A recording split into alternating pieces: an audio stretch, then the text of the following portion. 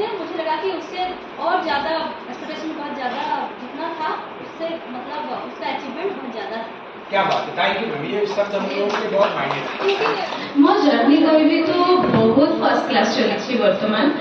मुझे केजीबी रे पढ़ाशुना कंप्लीट करली 12वीं पर्यंत